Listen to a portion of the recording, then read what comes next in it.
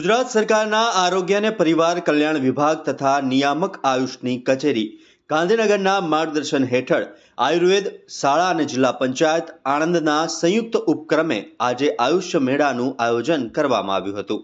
આ મેળાનું આયોજન લાયન્સ ક્લબ નવા બસ સ્ટેશન પાસે આણંદ ખાતે કરવામાં આવ્યું, જેમાં મુખ્ય મહેમાન તરીકે આણંદના ધારાસભ્ય યોગેશભાઈ પટેલ અને જિલ્લા પંચાયત પ્રમુખ હસમુખભાઈ પટેલ ઉપસ્થિત રહ્યા હતા। આ મેળામાં વિનામૂલ્યે આયુર્વેદ અને હોમિયોપેથી નિદાન તથા સારવારની સુવિધાઓ પ્રદાન કરવામાં આવી।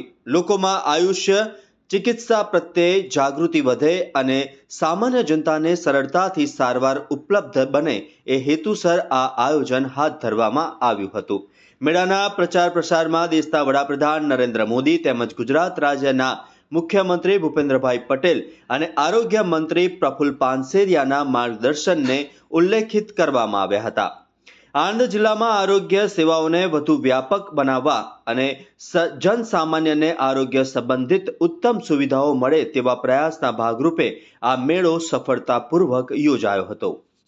આણંદ શહેરમાં ગુજરાત સરકાર અને આણંદ જિલ્લા પંચાયત આરોગ્ય શાખા તરફથી આયુર્વેદ શાખા તરફથી આજે આણંદ શહેરમાં આયુષ મેળાનું આયોજન કર્યું છે।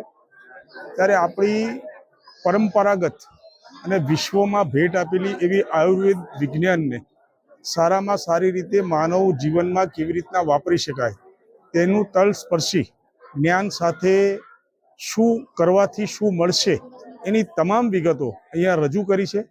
ત્યારે આણંદ શહેરના તમામ પ્રજાજનોને આ મેળામાં પધારવા અને આ આયુર્વેદિક વિજ્ઞાનનો જીવનમાં લાભ લેવા માટે હું આજે અનુરોધ કરું છું।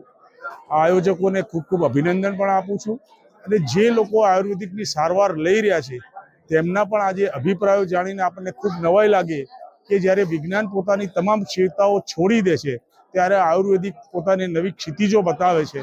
ત્યારે આયુર્વેદનો આપણે સારામાં સારો કેવી રીતના ઉપયોગ કરી શકીએ તે માટેનું આ ખૂબ ભવ્ય આયોજન થયું છે। તો આણંદના નગરજનોને બધાને આ મેળામાં પધારવા મારું આહવાન છે।